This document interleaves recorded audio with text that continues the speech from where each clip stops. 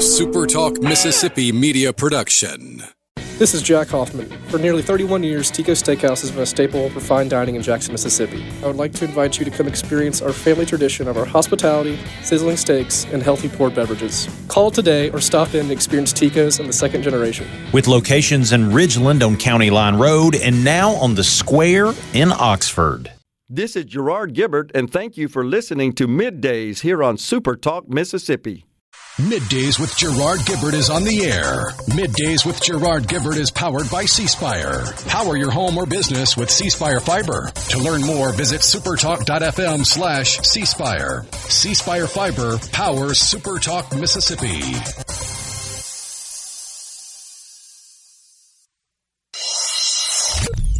Get ready to go beyond the headlines and join a meaningful conversation with people from around the state. You're listening to MidDays with Gerard Gibert here on SuperTalk Mississippi.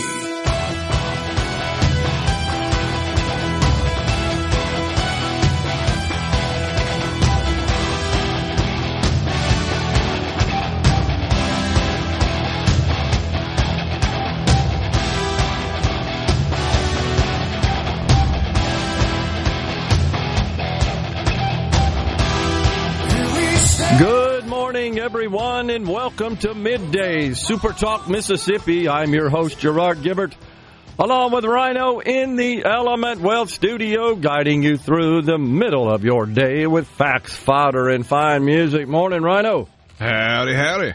Just coming in from the beautiful Mississippi Gulf Coast. Headed down there Sunday and Monday for the annual House Leadership Fund. Had a little golf tournament, a lot of fun. Boy, the weather was fabulous down there on the coast. Played at the Fallen Oak Golf Course and the Preserve. Two Mississippi treasures from a golf course perspective. We stayed at the Beau Rivage. For what it's worth, the activity in the casino was brisk, even on Sunday evening. I was a little surprised, honestly. I'm not a gambler, but I always like to walk through, check it out. Kind of cool. It's been a while since I've frequented the boats, but back in college when we would try to double our meager amount of income, we would go to the boats on occasion, and we never really had a rhyme or reason for going as far as time of the week or sometimes in the middle of the night, sometimes right after class, different stuff like that. And you never really could tell when you were going to find it slam-packed or when you were going to find it dead. That's so true. It was the weirdest time. Like, middle of the night, slam-packed. Yeah. Tuesday afternoon, slam-packed. It's but crazy. Then you go on a random Thursday when nobody had classes, and it's like, okay, it's lunchtime on a Thursday. There's nobody here. What's Ghost Town? A bit bizarre, I would say. But nonetheless, it was good to see from the perspective of robust business there on the coast. It certainly appeared to be that way. What a shot in the arm and a boost to the state's economy and certainly the coastal economy casino gaming has been. You can't deny that. It's incredible. I mean, it really is. You look at those buildings and facilities and the structures and the golf courses and all the employees and all the people coming into the state seeking a little recreation there. Pretty cool. Well, we are all set to go. Appreciate Scott filling in for me yesterday. And a whole bunch of news to get to. My gosh, a lot of stuff happens, as you know, including over the weekend, especially with this president. He doesn't put a lid on his activity and just shut everybody out like the prior president did, who was on the job, 2-3 hours a day, maybe it seemed like. Not in the case of President Donald J. Trump. No doubt about that. The big, beautiful budget bill seems to be, in Washington at least, the focus. And that's because the tariff situation is kind of in limbo. I'm looking for a breakthrough, one big deal to be signed any day, I hope, And it's going to be like rocket fuel to the markets when that happens. So Dow presently down 183, and the NASDAQ is down as well. Investors still worried about trade deals, still worried about inflation. The Fed, who honestly is run by someone in Chairman Jerome Powell that I just don't think's up for the job. I'm going to be a little nicer than the president in my analysis and opinion, but it just seems like he's just out of his league here. He's not really a finance guy.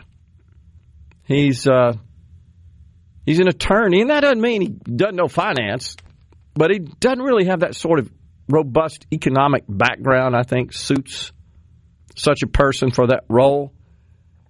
And it's like he's leading the markets rather than responding, and he's always too little, too late. I just think it's a problem. And the reason I'm bringing this up is they start their meetings today, and then tomorrow they'll announce any sort of adjustments to interest rates, the benchmark interest rate, the Fed funds rate as it is called. Investors not expecting anything tomorrow. They are, however, predicting a cut in their June meeting, and they're looking for 3 or 4 this year. Depends on which economist you speak to. But I don't think we'll get anything tomorrow. So the markets are just kind of hanging on to some news there from an economic perspective that might push them one way or another. But the one big, beautiful bill.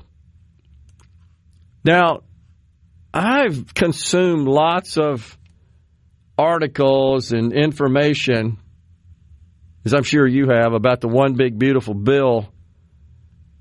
And I wish I felt better about something coming on that's imminent. Of course, the leaders will tell you, we got to get this done. We're going to get this done. And I hope they're right. But when you start digging underneath the covers, it's the same crap. And you look at these various GOP members and their objections to some of what is being proposed, you really come away thinking, man, how are we going to overcome that? Now, maybe they give in at the end of the day. And why is this important to you folks? Because if this thing doesn't get passed, if we don't renew and preferably make permanent the so-called Trump tax cuts, your taxes are going up January 1. Your federal taxes, it would be a huge increase in your federal taxes. Devastate small, mid-sized business with the pass-through deduction that would go away. But there are just a lot of them that oppose the various provisions of the bill. And so I don't know where this is going. There's a bunch of them that want to increase the state and local tax deduction. Not such a big deal in Mississippi because our state and local taxes honestly aren't that high. And many people don't incur state and local taxes above the deduction threshold of $10,000. But in many states, blue states in particular, where there are Republicans seated in the House, districts that are represented by Republican House members, they're holding out for a $50,000 to $100,000 deduction amount. They're even threatening to vote no on the bill if it doesn't include that. Unbelievable. And that, by the way, if they voted no, would mean tax increases for about 80% of their residents. That's a dumb strategy, in my view. But they're all over it. You look at some of these districts that would be affected the most that are represented by Republicans in New Jersey. Representative Keene is one that where the average income in that district is $173,000. That's a fairly affluent district, and they've got a bunch of returns that get filed that are affected by the limit on SALT deduction. So he's holding out. Representative Issa in California is another one. Representative Lawler, which is in New York, who's been a strong proponent of the president, Smith in New Jersey. Again, New Jersey, New York, California, that's where you find most of these people. And they're threatening to hold out to essentially crater this legislation. And they're just among those. Now, it's Thomas Massey, I think, Rhino, who said, hey, if it's got an increase in the debt ceiling, count me out. That's not a surprise. Now, haven't looked at the math, the balance of power lately. I think Republicans can lose 3 in the House. I believe it's the way it stands right now. It's a bit in flux just because of who's in, who's out, that's actually seated that would be available to vote. But that's a problem. Susan Collins in the Senate says it all depends on what's in it precisely. The $8.3 billion in foreign aid cuts, that includes the Women's Global Health Initiative, as it is rumored, is on the chopping block. And she says, I might not be in favor of those cuts. So you got all kinds of crazy stuff going on.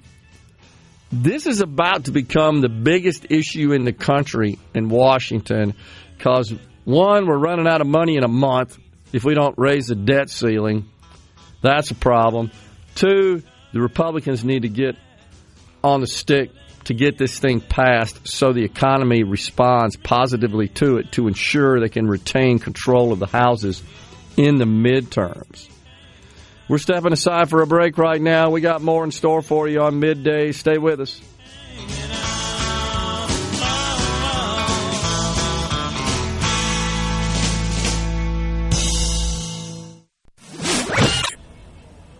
This segment of Middays with Gerard Gibert is brought to you by Covington County Hospital in Collins, where your health matters. They're rolling. Middays with Gerard Gibert. What? This is so Awesome. On SuperTalk, Mississippi. And the radio just keeps on playing all these songs about rain. In Georgia, Kentucky rain. Now there's all kind of songs about babies and love that goes right. But for some unknown, Welcome back, everyone. It's Middays. Here at home, no word on calling a special session to pass a budget to fund the state of Mississippi, the general fund. No progress on that. At least it's been reported. Haven't heard anything. You heard anything? Yeah, I don't think so. So we're just waiting for the governor and House and Senate leadership to come to some agreement and get together in a special session, and hopefully that will be short-lived, and they'll get something done and on out there to keep the state of Mississippi running. We have got till June 1. Is that right? Is that the way it works? I think there's something about a deadline related to the general fund budget. I don't remember specifically what that is, but I don't remember if there's one before that. You could be right. I'm not sure either. So we got some work to do there. They seem to be debating, I guess, this idea of special projects. That's just kind of when members include in the appropriations bills some carve-outs of dollars to address things more specific in their respective districts. And the Senate seems to be of the opinion that those should take a respite this year. The House, I hope I'm representing this accurately from everything I've seen and read. Now, I've not heard anything directly from any members, just so you guys will know. This is just what I'm seeing reported in the news based on interviews that some of these other news outlets have had with leadership. But apparently there's some contention there, and they're trying to work through that so they can get down there underneath the dome and get something passed. out of the chambers and up to the governor's mansion for Governor Tate Reeves to execute and put the budget in place.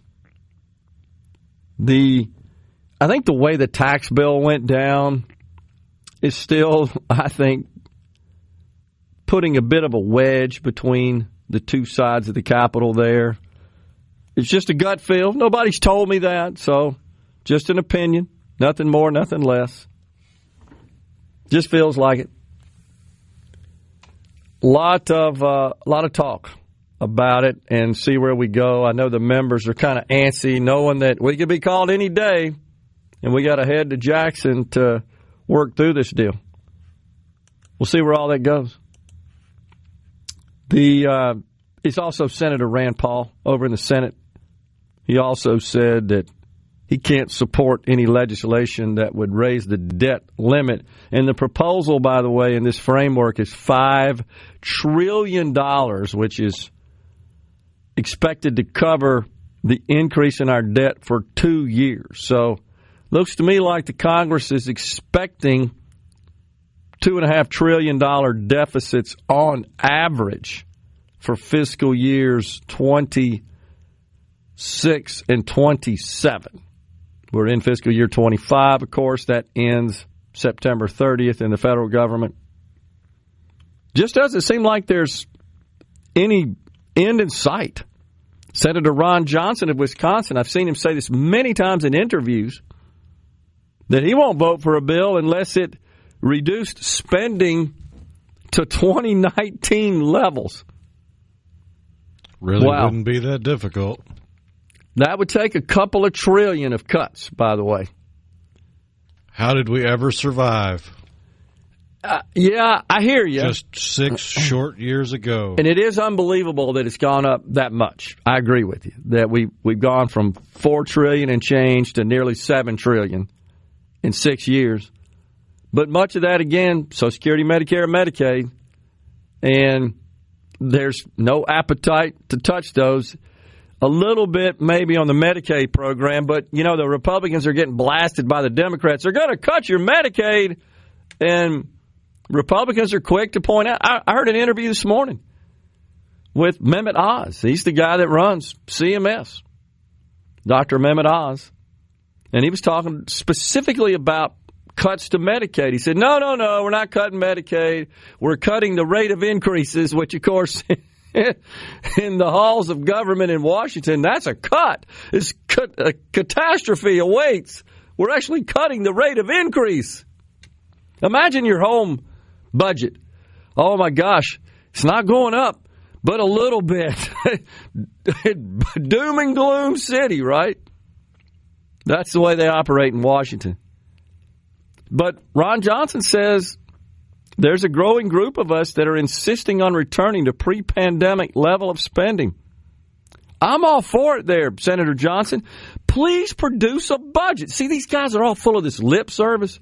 Have you ever seen anything like in writing? Have you ever seen a model, a budget? They can all talk about this. We got to rein in the spending. Okay, well, show me your budget then. Crickets. They'd rather spend time like Rand Paul making a whole little cart covered with stickers about all the different ways money gets wasted. That's true. Like it's not a waste of money to print all that crap on stickers. I just want to see a budget. Show me a budget. I'm all for it. I have the same concerns you do, that we keep producing these ridiculous deficits, adding to the debt. But rather than just all this rhetoric and all this lip service. So think about it. You got the Republicans saying, we've got to stop all this irresponsible spending. And you got the Democrats saying, people are going to die if they cut spending. You see why we can't get anything done, right? I mean, the chasm between those two attitudes makes the Grand Canyon look like a pothole in Jackson. It's true. Might want to pick a different That's right. pothole city.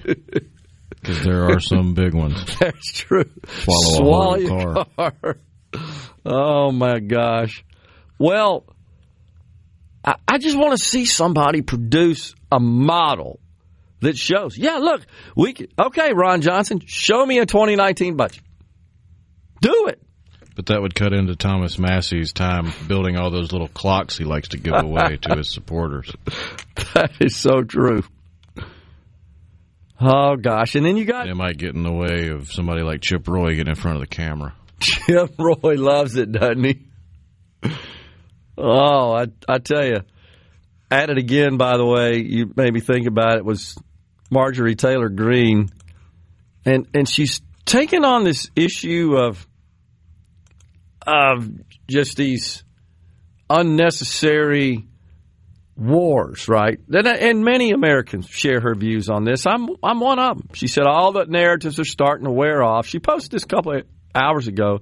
Vietnam was a pointless war and we lost. There were no weapons of mass destruction in Iraq. Afghanistan was a waste. We gained nothing from any of those wars. She's right. So she's blasting our government for... she's not right. I don't like the popular narrative that we lost Vietnam. No, I agree with you on that. I almost stopped and said that. I agree with you on that. We bombed the hell out of them until they had to come to the table and sign an agreement they didn't want to sign, and then we left.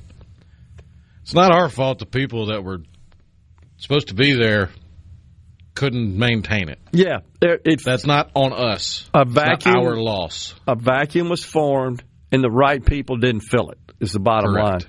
line. But I agree. So the problem is, when you talk about lost the Vietnam War, what the hell was the goal? That was the fundamental problem. We got to push back to stop communism. Exactly. Stop the spread of communism. And now, think about it. Now we import $400 billion a year of stuff from the biggest communist nation on the planet. Think about how crazy that is. We have American companies making stuff in that communist nation. But we were supposed to stop communism. It just makes no sense. There's so many contradictions. But she said, big bad Russia has nuclear weapons. We were told Putin was going to sweep across Europe, just like Hitler. That hasn't happened yet either. He couldn't take Ukraine in 3 years. We've been told Iran is on the verge of having nuclear weapons. This is Marjorie Taylor Greene in her post here on social media. At any moment, for as long as I can remember, people don't care anymore because none of those things actually affected our life. So she takes exception with the president's agreement, signed last week, where we're going to start mining for minerals, American companies in Ukraine, and that's intended to be kind of a deterrence to Russia's further aggression in that country, that it would be an attack on Americans if that happened. And she pushed back on the president for that. I was a little shocked at her response. We're stepping aside for a break with a Fab Four bumping us out. Dr. Curtis Coleman from Delta State University is next. Mississippi. Boring fan. It's time for Middays with Gerard Gibert on SuperTalk, Mississippi.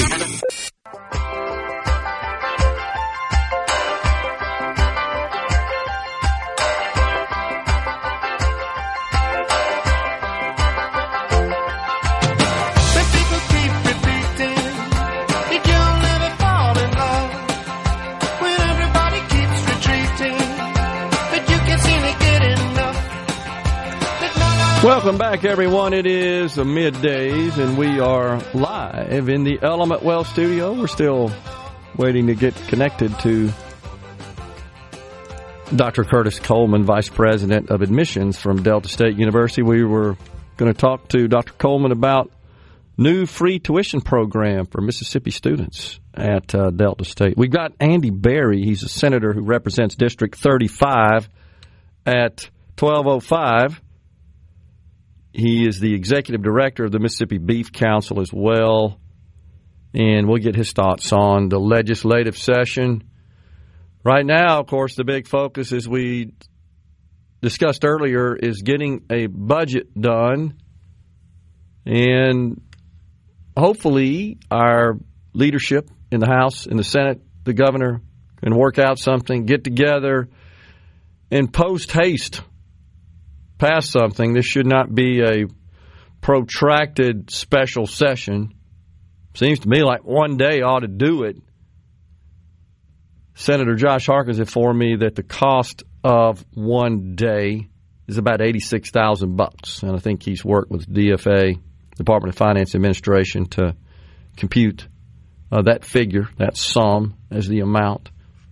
So the taxpayers certainly need to be spared any additional expense. We should say, in fairness, though, that they did sine die, I think, 3 days early. So we saved some money there. So even if they come back for a day, we're net to the good from the taxpayer perspective. And speaking of that, Rhino, you see this all the time from the talking heads in Washington and many others as well. You see a reference to, well, that's a waste of taxpayer money, or taxpayer money shouldn't be used for that. And there's not proper oversight of taxpayer money. Now, there's a number of different contexts of references to taxpayer money. And it's just something that folks should keep in mind. Anytime you see that, just keep in mind that every dollar that goes out of Washington, out of the budget, is only funded to the tune of 56 cents on a dollar by taxpayer money. The other 44 cents, debt. It's unfathomable to me that the folks in Washington talk about these budgets and talk about, oh, yeah, we got to spend money on this, that, and the other. We don't have it. That means you got to go borrow money. Why don't you just be honest and say that? And so you've probably seen, as an example, a report from the state auditor about some federal grant program that flows through the Department of Health onto certain nonprofits. In this particular case, this report was concerning HIV testing to address that issue. Federal grant money for that. And then when you look underneath the covers again and shine the light on it, you find that this money's being used for all kinds of crazy purposes, once again because of just this cultural craziness. I don't even know how else to describe it, that's taken hold and been inserted and been included. It's inclusive in the use of all these monies. We just always got to include some nutcase craziness that addresses a teeny tiny fractional infinitesimal part of the population rather than its intended purpose. In this case, there's a health objective. So that now has been exposed. I think it was known about prior, but we did get receive a report, see if I can find here a statement, I should say, from Dr. Edney at the Department of Health, because these were programs administered through the Department of Health. And he says, we take the findings of the state auditor seriously and recognize that there were issues in the oversight of certain grants related to HIV/AIDS. We agree that the lapses identified are unacceptable and reflective, not reflective of our agency's standards or mission. Says that even before the report, we already discovered a lot of this, and we made some decisions to change the process and the programs and tightened up the oversight as well. So I think a lot of this has already been addressed. It's just now, I guess, being reported. But here's what I was going to say. Just thinking about this fact that 56 cents of every dollar of federal spending is actually funded by taxpayer money. The rest of it is borrowed. All these grants, they're just slush funds, are they not? I'm at the point I'm at the point where let's just stop all grants. I'm not willing to paint with the broad brush and say that every single dime of grant money was due to some greedy politician trying to funnel it to a relative or friend or supporter. Because out of the 500-ish people in the halls of Congress, we only hear from, see, know the faces of, and or really seem to care about 50 to 100, depending on how deep you are into politics. That's a stretch, honestly, but I'm with you. Yeah, of the 535. Of 10%. the 535. Yep. It would not be fair to the other couple hundred that at least some of them have to honestly be trying to make a difference for their constituents. That it's not all about me, look at me, give me attention. This is the popularity contest. Like there have to be at least some members of Congress that are actually trying to do the job as it's described and as it was built by our founding fathers. I totally agree. The problem is the ones that get attention, the ones we talk about, the ones that seem to move the needle and drive the narrative are some of the worst people on the face of the planet. It's a good point. They're the ones that suck up all the media air. It's interesting you bring that up. You're spot on. I had this exact discussion after dinner with the Speaker of the House, Jason White, last night. And he was talking about how many of his members really do want to do the right thing. They don't have any ulterior personal motive that, oh, yeah, this legislation would benefit me personally, so to speak. I think he's right. And he said many of them truly do anguish over some of these bills and decisions because, as we've talked about, there's 3,000 of them. It's impossible for any member to be proficient in all of that subject matter. Impossible. And by the way, even though a lot of people don't have lobbyists at the top of their list of their favorite people, the fact is many of these lobbyists, and especially the various associations, they do provide an educational value.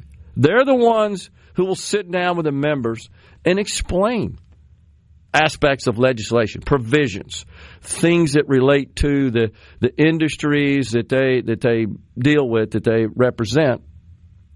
And so they serve a valuable purpose in that regard. Because where else are they going to get that information from? So, but he made that point, and I'm with him, and I totally agree with that. And you're making the same point, that it's a smidgen of the people, unfortunately, that do use it for personal gain, that do have some sort of motive that's maybe not in the best interest of the people. But in this case, this grant stuff, and I mean, I'm sure we could find some that do provide societal value, and they are a good investment and provide a good return to the taxpayers. But for every one of those you'll find a dozen or so that are simply a churched-up way to funnel money to so-and-so's sister-in-law's dog walker or some big donor's daughter-in-law. No and doubt. It's cronied-up crap. I completely agree. And I'm at the point where maybe we just don't need all these grants. And if we're going to have them, maybe there ought to be just some sort of central inspector general sort of oversight for all grants. Now, it's so many, and that's the problem, as you know. They're so massive. And in the scheme of a $7 trillion budget, you know, a few $100 million here and there, it just gets lost. It really does. You just got to turn the cutthroat nature of dirty, seedy politics on itself. You have to offer a reward of, if you can prove that this grant money is not going to what it's supposed to be going to, then you get some of that grant money. I'm with you. A reward, so to speak. Then you'll have the grants eating the grants, and you'll just wind up with the cream of the crop on top. Well, I would agree. Or the most cronied up on top, but at least you'll have less of them. I mean, you know, our state, many others have like hotlines you can report waste, fraud, abuse to. The program that probably receives more of it than any other, that's Medicaid. I've been reading a lot about the various ways that both providers and subscribers scam the Medicaid system. And one of the things is they just trade the card around. I guarantee you saw that in your pharmacy life, right? Hey, here, have this card. And there's no way to identify. Is this the person? You just got a card. Says you're in Medicaid. We're coming right back.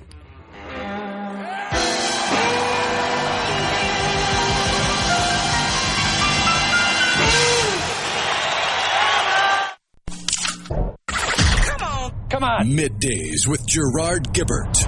All right, we are back on SuperTalk, Mississippi.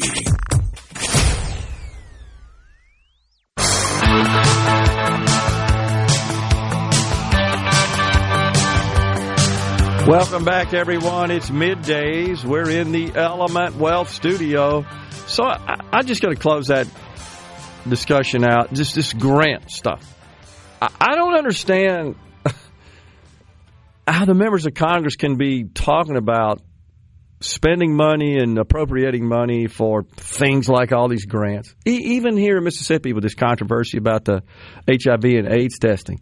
Hey, guys, we're broke. Does that ever enter the equation? Do they ever talk about that? Wait, we don't have the money for that. Well, it also helps that if it's out of sight, out of mind, and they never seem to be broke when it's time to go travel or do anything or eat anywhere or be anywhere or buy any clothes.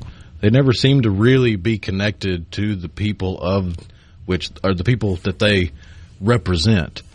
They're so insulated in their little ivory tower, being swayed by lobbyist steaks and lobster and luscious trips to the Bahamas, that it never really feels like we're broke to them, because to them, they're not broke.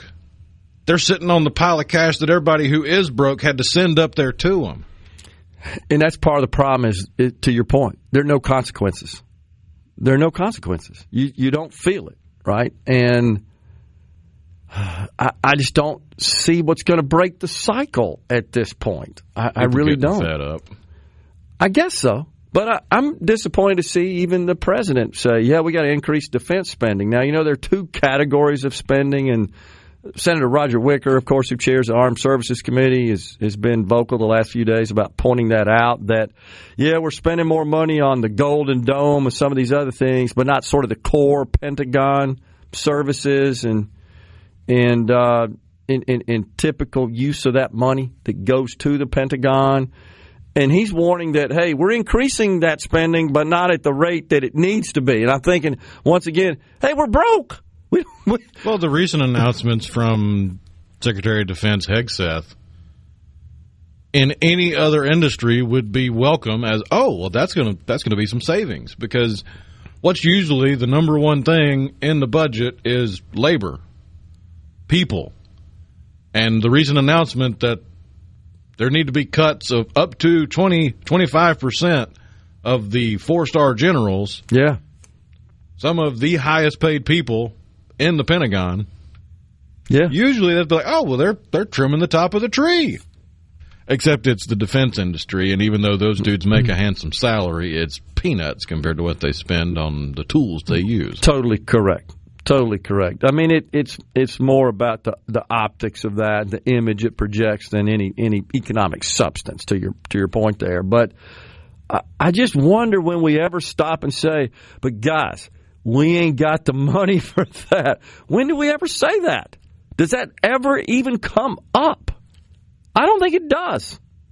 I just don't see how they can be all huddled up trying to draft this legislation, a budget, to extend the Trump tax cuts and spending a package over the next 10 years, as is required by the parliamentarian and by our rules to pass with a simple majority in the Senate. And there's just no consideration given to but you're producing $2 trillion deficits. It's just incredible. I just don't see when is somebody going to speak up and say, guys, we got to come up with something. And it's all being driven by Social Security, Medicare, and Medicaid. And what you get from Republicans is we can't touch any of that. And the Democrats, they do have a plan, and it's to raise taxes. Yeah, we got to scrap the cap. That's their refrain, meaning to end the cap on wages which are subject to the Social Security and the Medicare taxes. Scrap the cap. So yeah, they would raise a bunch of money. But by the way, I did some research on that. It would help to the tune of about 50%. Still not enough. Still not enough. Even if you got rid of the current cap, $176,000 a year, and after that, wage earners don't pay. They're not subject to Social Security, Medicare taxes. Just get rid of that. You pay it on all wages. And at that point, there'll be a lot of people adjusting the way they're paid. Oh, this isn't wages subject to that. That's exactly what would happen. But in fact, the only people that would be able to afford to do that would be those they're going after. Exactly right. that fit into that category.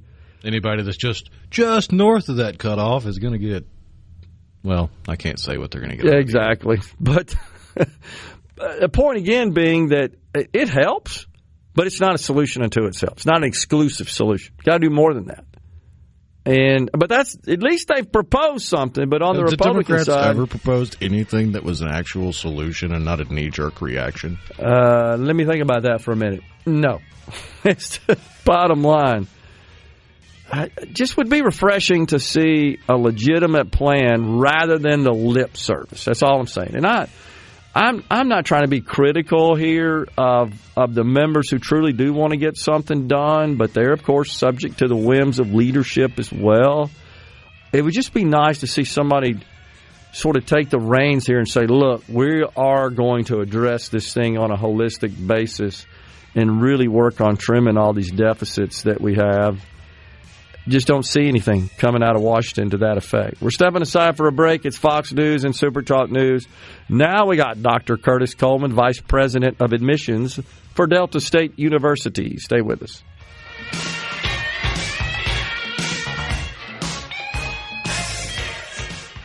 Hour of Middays with Gerard Gibert is brought to you by the Mississippi Business Journal. Visit msbusinessjournal.com. Scott Coopwood, publisher and president. And now, the talk that keeps Mississippi talking. That's what I like to listen to. You're listening to Middays with Gerard Gibert. Here on Super Talk, Mississippi.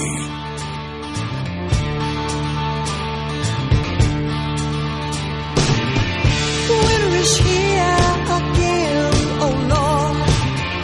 I've been home in a year or more. Welcome back, everyone. It's Middays. We are live in the Element Wealth studio today. We thank you so much for joining us. It's our pleasure to welcome now Dr. Curtis Coleman, Vice President of Admissions, Delta State University. Dr. Coleman, thanks for coming on. Thank you, Ronald. Thanks for having me. Yeah, so tell us what's going on with this free tuition program for Mississippi students at Delta State. Well, thanks for asking. Delta State University now has free tuition for Pell-eligible Mississippi and state students for the first-time freshmen coming in for fall 2025. It is a new initiative we're doing. We know that students need help, right? We know that we're the right fit, and now we're here to help them financially to make their dreams possible. So is this a situation where the university is essentially just waiving the tuition, or is it being funded by third-party sources? No, the administration. We are doing this on behalf of the Delta State University administration and cabinet members. We will help any student who has Pell coming in for their first-time freshman year for fall 2025. If they have even $1 Pell-eligible tuition coming in from the government, we'll be able to assist them for their tuition. Okay. And does that continue throughout their college career, or is it just for freshmen? Yes, it does. Just for starting freshmen coming in this year, but it will follow them throughout their senior year. Right? Okay. So we want to help them assist in college, right? We want to help them matriculate as well. Okay. And this is only eligible to Mississippi residents. Is that correct? Correct. Only Mississippi residents, in-state students only. Okay. So you guys, I assume, are trying to get the word out. I mean, this just broke, the last week or so. You're trying to let everybody across the state know. I know, yeah. We've been working on it for a couple of weeks now, and we're ready to release it.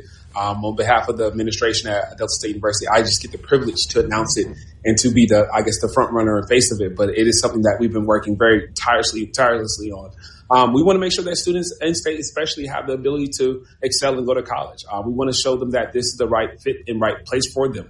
We know we have what it takes to help them grow, mature, and develop to be competent citizens, especially Mississippi resident citizens. So this is where it starts at. If you are interested in college, if you are trying to figure out what's a good fit and feel for you, we know that we now can help you not just with fit and feel, financially as well.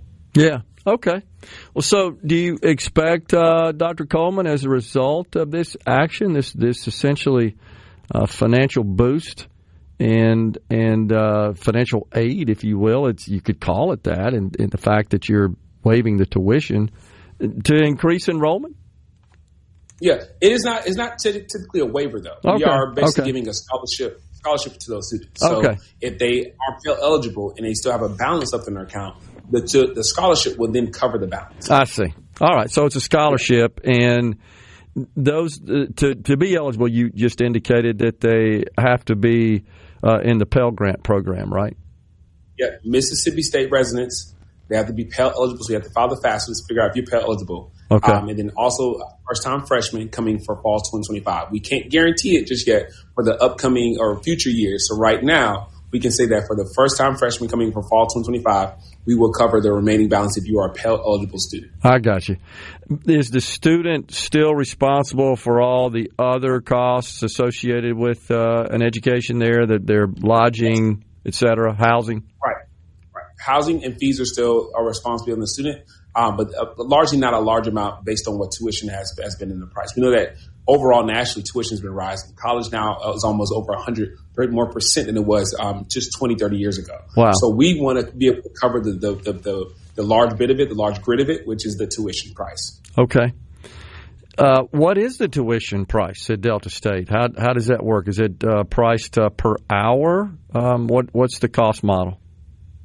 Well, our cost is around $8,000 for tuition for the year.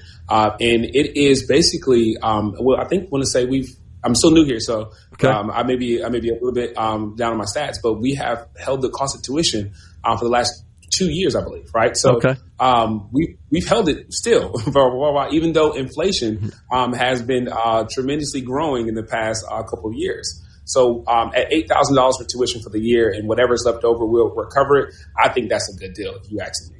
Yeah, I mean, that sounds extremely competitive compared to what you typically see in higher ed these days, where tuition is considerably higher than that. And you said for a year, right? So are you on a semester basis at 2 semesters? We're on a semester basis, and we've held tuitions still for the last 2 years. Okay. Got you. Wow. Yep. And so when you think about our most competitive programs for nursing, aviation, for geospatial, or even just business, right, we have a very low-cost way to achieve and get at least your bachelor's degree. We also offer no out-of-state tuition for out-of-state students. So if you're coming from Arkansas, Louisiana, or from Texas, or wherever you're coming from, right, you have the opportunity to now have competitive tuition as well, even if you're an out-of-state resident, especially if you are looking at some of our online programs. Yeah, that's interesting. So I know there's demand certainly for some of those curricula that you just discussed. Are you expecting this to boost enrollment into those programs specifically, where you guys really have a unique offering? Well, we're looking for overall enrollment, right? We want to make sure that those who want to aspire to achieve or go for higher education, they at least know that they can start here and finish here if they so choose to, especially if they're a Pell eligible student. So we know that our nursing program is pretty competitive, and our geospatial and aviation are also extremely competitive and difficult to excel through because of their requirements. But this is looking at overall enrollment, not just those programs, not just psychology or business or music. We're looking at all of our programs overall. So yes, we've already gotten a lot of traffic online, of course, from the announcement. Our application numbers are up. Our enrollment looks really, really intact for the fall and for summer as well. So we're interested to see where this is going to go. And if we were able to do it financially, we want to look into the other upcoming years and semesters, right? Like in 2026, and 2027. So we're talking to Dr. Curtis Coleman, Vice President of Admissions at Delta State University. So Dr. Coleman, as the VP of Admissions, what would you say to a prospective student? What's your value proposition? What's your differentiator? Why should they come to Delta State, enroll, and receive a degree from the university? Well, I'll tell you a little bit about myself first, Ron. I'm glad you asked. Okay. I was a first-generation student. I didn't have – my parents didn't initially go to college. I came from Savannah, Georgia, a very kind of country, rural area, similar to Cleveland, Mississippi. And when you look at the opportunities and where I am now, right, I went to college not really knowing what I wanted to do. I kind of bounced around.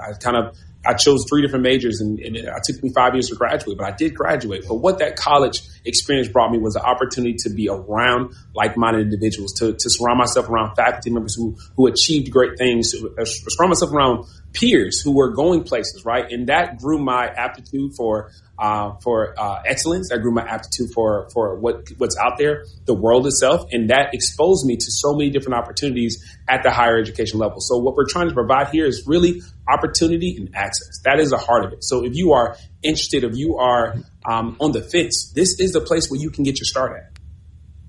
Interesting. Yeah, no doubt about it. And, of course, located there in Cleveland, Mississippi, in the heart of the Delta, the incredible Mississippi Delta, a student would have an interest in that for what particular reason in attending school there in the Delta? Really, the value in the Delta. I've normally been working here for almost a month and a half now, and been located here for 2 weeks. And I can tell you, my reason for choosing Delta State University, and more important, Cleveland, Mississippi, is the people. Right, the value of Cleveland, Mississippi, is in the people. The family-oriented place we have here. When you walk into a restaurant or a place on campus, or honestly wherever we go, we know each other by face, by name. We know when you change your hair. We know what your mom's name is, your dad's name. We know your legacy. We know everything about you. So really, it's in the family-oriented environment. So if you're coming from a big place and looking for a more intimate relationship with the people around you, if you're coming from a small place and looking still to be intimate and know the people, and the people know you as well, this is the place for you. And the university and the city there are tightly coupled as well, are they not, Dr. Coleman? Yes, very, very much so. And there's so many cultural attractions as well. I mean, it truly is a cross section. The story of Mississippi is on display there in Cleveland, Mississippi, and at Delta State University. Yes. All the way from our DMI Institute and our BPAC, the story, the art, the music, the artistry, the cultural, the historic vibe is all located here in Cleveland, Mississippi. So you can really do, honestly, you can get to anywhere from here, right? The campus is pretty much the home base of all things related to this area. And we are about maybe 5 minutes from downtown, so very easily walkable distance to get to, or drivable distance to get to as far as downtown. The Grammy Museum is located on campus. This is the only Grammy Museum in connection to the one that's, I think, in California. So you definitely have opportunity and access to it.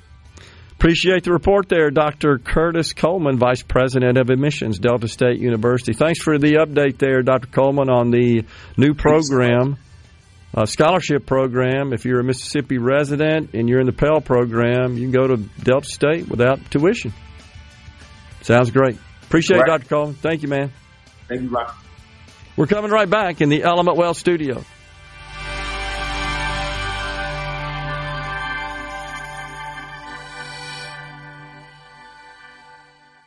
And now, the talk that keeps Mississippi talking. Now, on to the real part. Dynamite! On SuperTalk, Mississippi.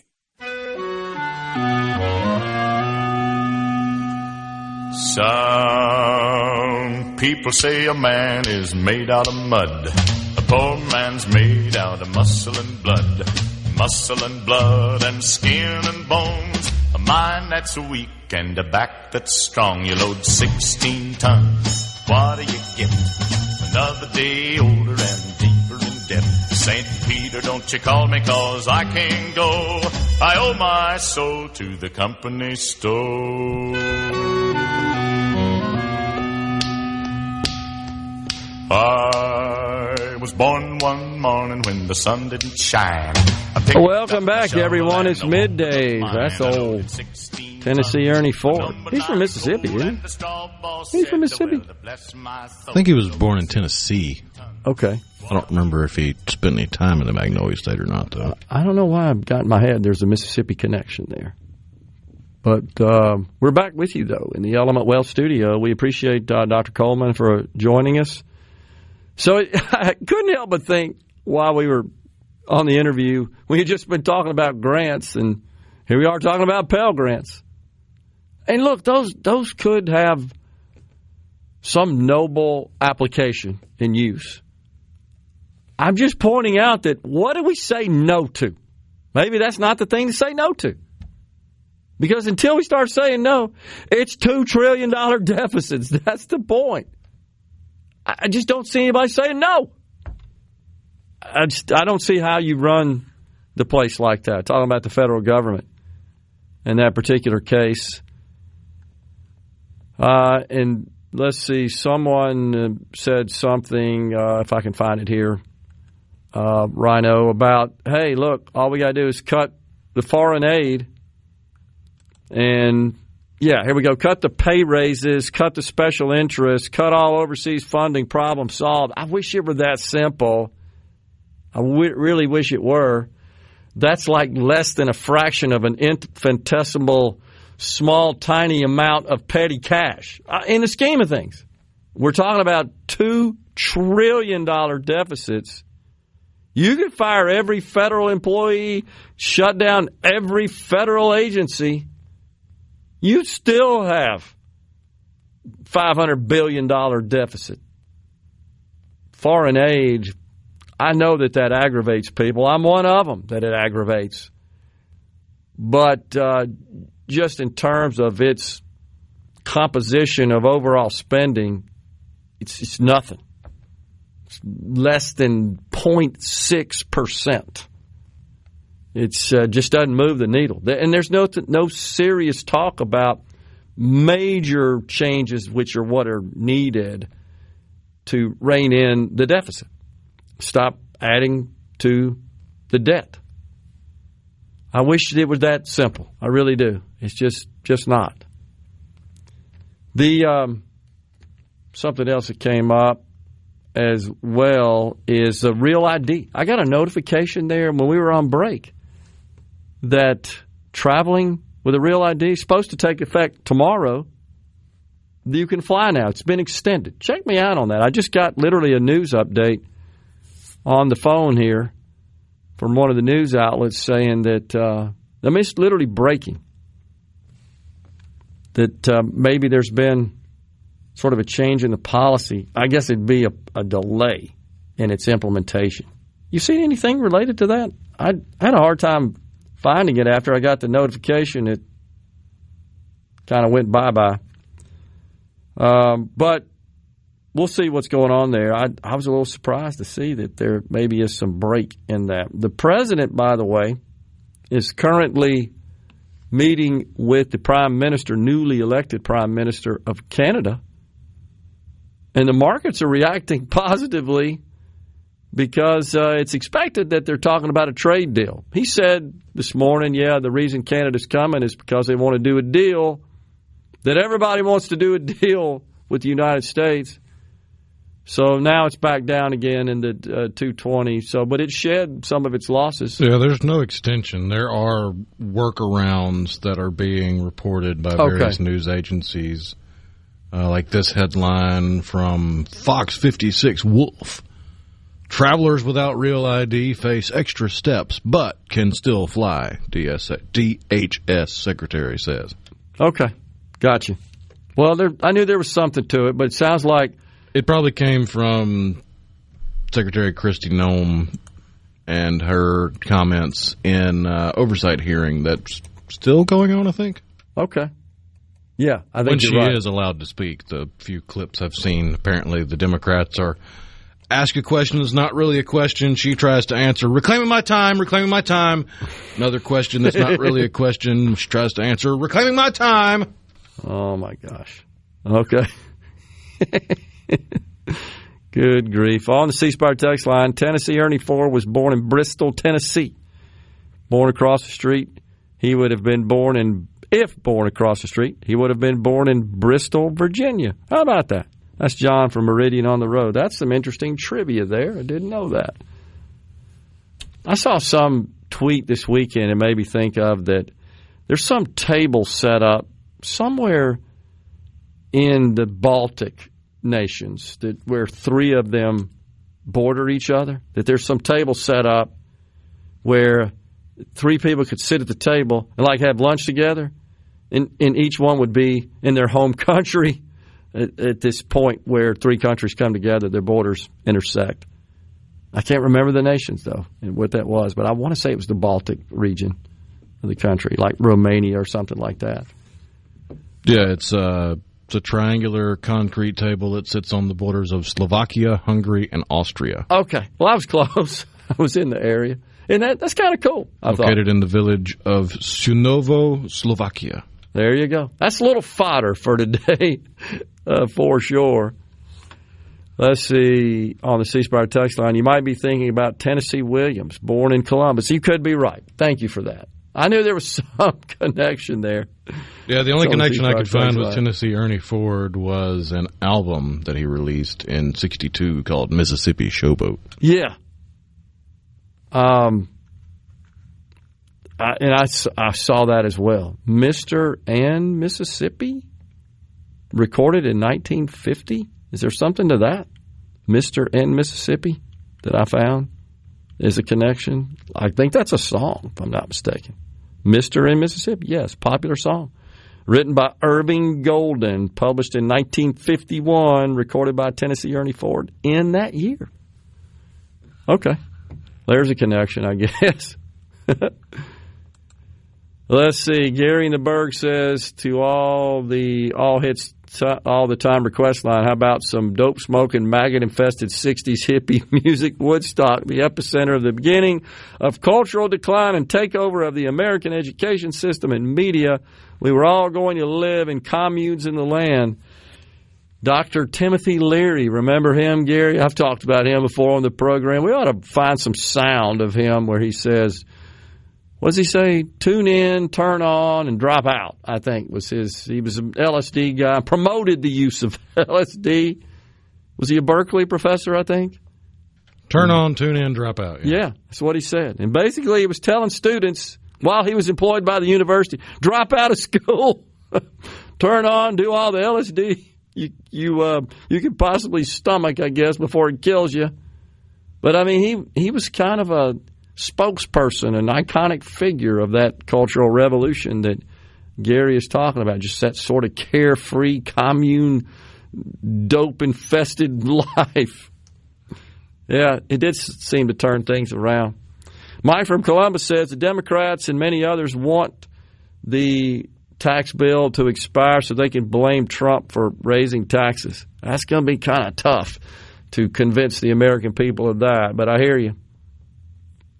If they would go to a special session, then every one of them should be voted out.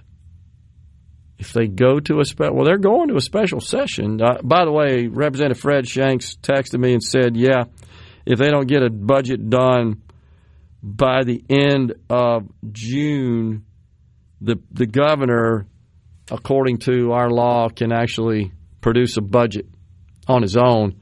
I thought it was for only certain agencies, but I haven't researched it in great detail. Supposedly only covers the agencies that were named or enumerated in the Constitution. Okay.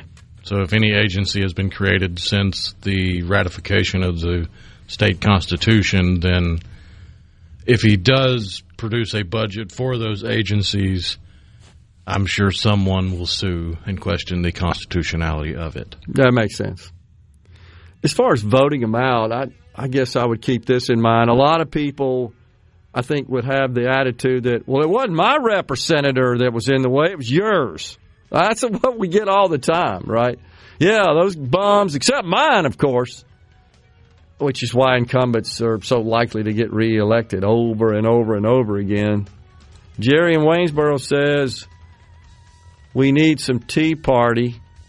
Yeah, talking about the spending deal. Of course, that didn't really work out too well as either, even going back to the days of the Tea Party. We've increased the debt dramatically since then, as we did when the Tea Party was active during the Obama 8-year period of time. He added $10 trillion over 8 years to the debt. We're coming right back in the Element Wealth studio.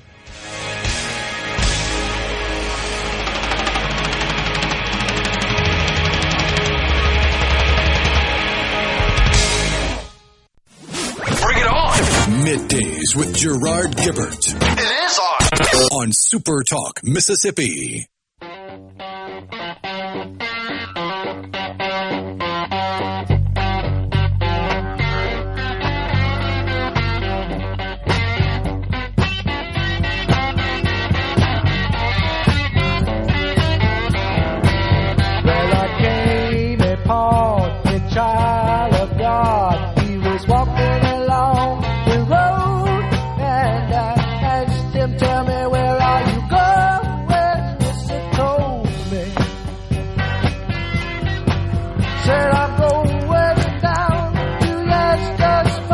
Going down to Yaska's farm. That's Woodstock. Crosby, Stills, and Nash. 1969. Written by Joni Mitchell. The bomber jet planes, right? Great tune. I like to listen to that one when I'm playing golf, by the way. I've got a little Bluetooth speaker I hang on my cart or my bag if I'm walking, and I don't know why. That one just kind of inspires me, play a little golf. Great tune. Appreciate that, Rhino. That's for you, Gary in the Berg. You dialed it up on the all-hit request line. Darren in Jackson says, I'm glad these American manufacturers in China aren't using any, I think he means children or forced labor. So proud of that. And that's kind of where I think, to a great extent, we're sort of taking advantage of them because they do it willingly. We get them to make a lot of stuff for us, really cheap, and they basically are just a notch above slavery, honestly. That wouldn't happen in this country. You wouldn't get labor that would be compensated the way they are compensated in China or most other countries, honestly. You shared with us a couple of months ago the auto worker in Mexico, where a lot of American auto manufacturers, American-based auto manufacturers, assemble, produce vehicles in Mexico, especially after NAFTA. What'd you say? $9 to $20 a day on average, as I recall when you researched that. The average pay to a Mexican auto worker. Far less than would be made by an American auto worker per hour when you add all the various benefits that these unions negotiate. It puts you in that sort of $35 to $40 an hour range all in. So we benefit from their low cost of labor. It's when they block us that I have problems, when they impose crazy tariffs, or bigger yet, the problem in China is they insert the government into their manufacturing, into their economy in general. They manipulate the currency. They big time dump steel because they subsidize those companies. You've talked about many times how there are factories and workplaces in China where outside of the building there are literally safety nets to catch people from falling who say, I can't take it anymore. They reach their break point. They literally jump out the window, hoping to commit suicide. Well, if you've been paying attention, the impact of the trade war on China, just what we know, because we're not getting the whole story, is devastating. Factories are shutting down. People are not getting paid, demanding back pay. We're starting to see a little pop-up protesting going on. There was a video of a container ship entering port with a grand total of 6 containers on board. I saw that. I saw the kind of an overhead still photo. I didn't see the video. But there's an economic meltdown going on across the communist nation, from Sichuan to Inner Mongolia. I mean, it really is nationwide. Unpaid wages, layoffs, factories shutting down. Goldman Sachs says 16 million Chinese jobs could disappear in the short term because of the trade war. The president says China's no longer profiting at America's expense, confirm they're working as intended. The businesses in China are caught up in these price wars. Leaders in China fear that unrest could pose a threat to Xi Jinping's power over the nation. The first thing I thought about when I started reading reports about all of this tumult occurring in China was how Ronald Reagan broke the backs of the Russians who were spending an enormous amount of money building up their military, and in particular their offensive power in the form of ICBMs and nuclear weapons that could, in fact, reach our country with a nuclear weapon on board. And rather than, of course, going to war with them, which wouldn't make any sense to just suppress that threat and taking any other sort of military action. He broke them economically. He invested significantly in our armed forces and our military capability, and that forced them to spend even more of their GDP, which wasn't very great to start with because they're a communist nation and they just don't produce a lot. Remember the experiments they did? Wait, we give this farmer a little piece of land and the yield there is considerably greater than it is on the land adjacent to it that is owned by the state. Imagine that. When people get to keep more of what they earn, they produce more. They tend to have more interest in it rather than being a slave to the country. And it's not like Reagan was just taking a shot in the dark. He was basically expounding on the principles set forth by the Great Berlin Airlift.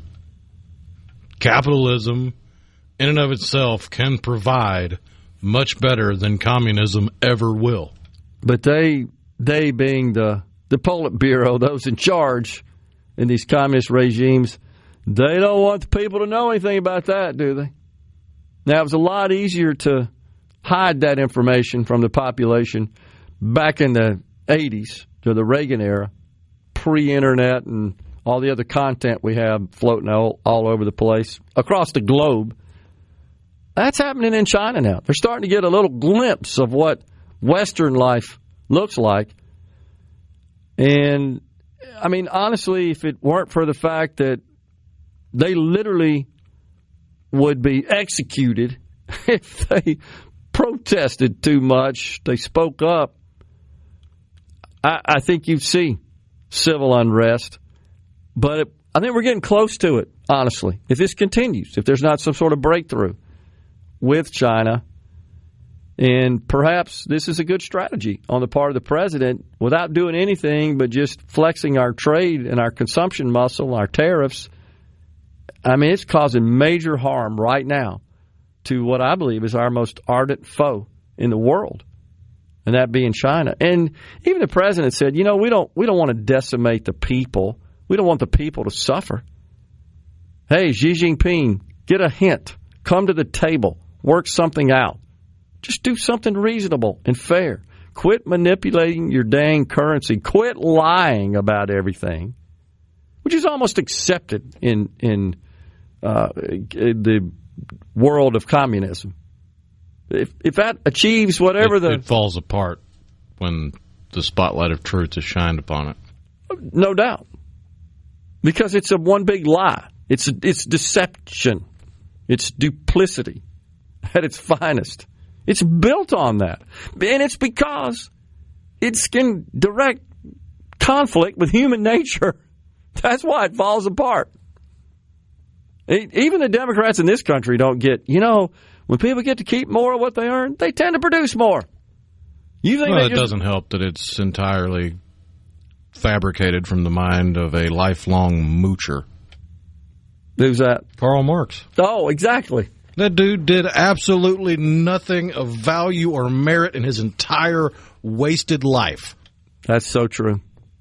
In fact, if you really want to jump on the bandwagon of Me Too and we need to have these conversations even though things happened 100 years ago, why is it leftists love Karl Marx and his ideology when the dude raped the housemaid of the house he was staying in?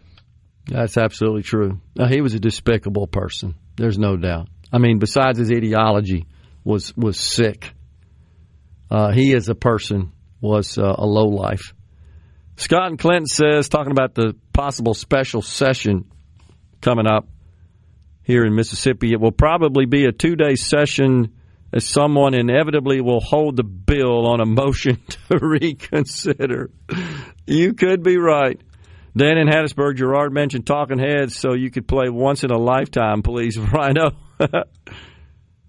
Mike from Madison says, a good guy who went up to Washington with the right motives, former North Mississippi Representative Alan Nunley. He definitely was. And look, we have plenty that do. I'm not trying to disparage them whatsoever. But I also know that you get swept up in that vacuum with major pressure on the part of leadership. And then you got the president as well that has an agenda. And it just doesn't seem like anybody's willing to really speak up and say, okay, we've got to get serious about this deal. And it just, the status quo continues. Maybe they should do like people do their household budgets. If you don't have extra money, you don't make donations, and that's what a grant is. It's a donation to a cause. Some truth to that. We're coming right back in the Element Wealth studio. Poly up. You know what that means. Middays with Gerard Gibert. We'll do it live on SuperTalk, Mississippi.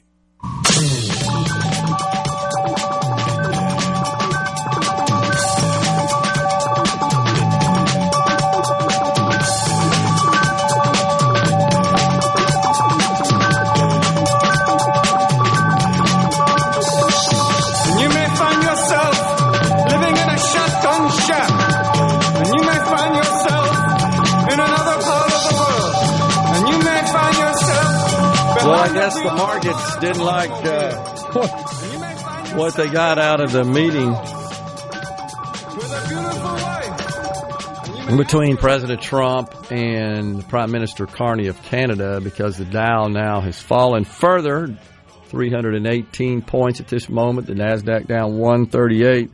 President also just said that the U.S. will, quote, stop bombing Yemen's Houthis. Claims they don't want to fight anymore.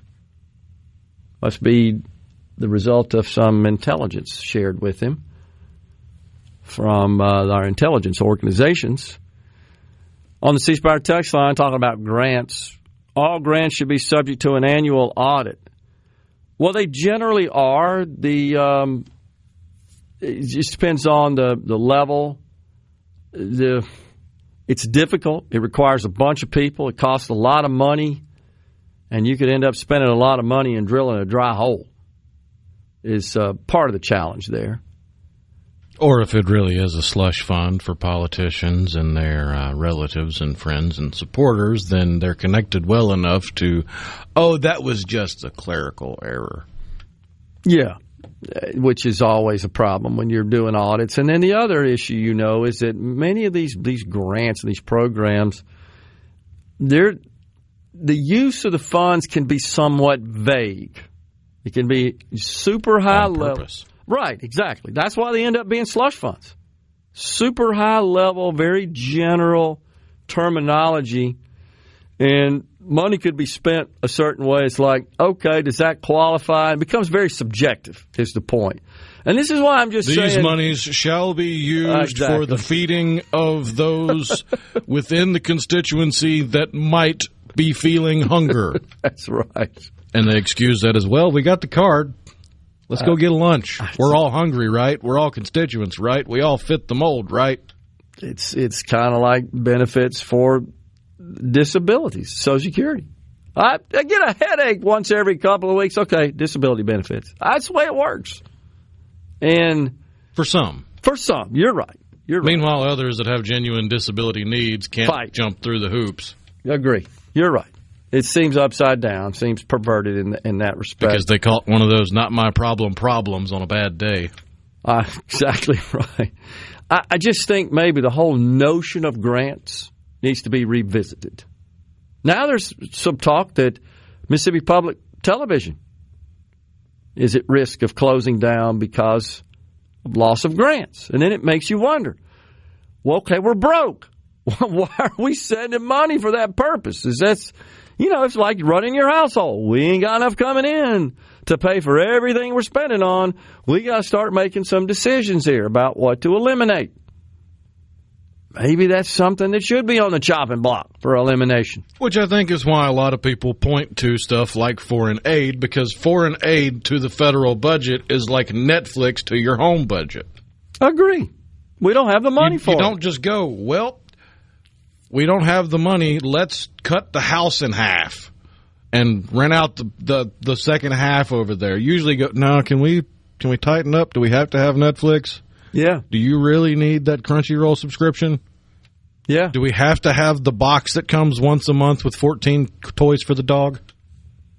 I'm just, you're right, and I'm just opining here that I would like to see there be included in the discussion. But guys, we're producing a $2 trillion deficit. We don't have the money for these things. I mean, it's bad enough we're producing that without adding anything new. The idea of adding anything new is absurd. But that comes back to my point of it's only really going to be politically palatable to make big cuts on big things if you've already trimmed the tree to the point where look, I can't cut any more foreign aid. We got to cut this. Exactly. And that's just a math problem. Blake in the Delta shared, I graduated from Delta State University 8 years ago today. Love Cleveland and the people. Proud alum. Appreciate that, Blake. Yep, great institution. Enjoyed our discussion with Dr. Coleman. Today is Bob Seeger's birthday. Happy birthday, Bob. Arlington, Wayne County. Keith and Vaden got to start somewhere. I hear you, and I agree with you. But you're not serious if you just say, well, just cut that. Okay, because what happens is, Keith, is they say, okay, check that box, done. We've been gotten to start somewhere for decades, and we do things. But it's not enough. And we have these major programs that are on autopilot that don't require any appropriation, any action by the Congress. They just happen. Social Security, Medicare, Medicaid, veterans benefits, some other financial assistance programs, and debt interest, 70% of spending. Zero action by government. And that's going to happen because it's all statutory. When are we going to get serious? Just starting somewhere to make you feel good about it. I'm not really downplaying the importance of that. I'm just saying that we got to get serious by taking some big licks, not these kind of playing around the edges stuff. That's all we're willing to do, and then call it a day. That's what bothers me. We got Fox News and SuperTalk News coming up next, and then it's Andy Berry. He's a senator. Stay with us. Welcome to the show that challenges you to think deeply and look beyond political posturing. You're listening to Middays with Gerard Gibert here on SuperTalk Mississippi.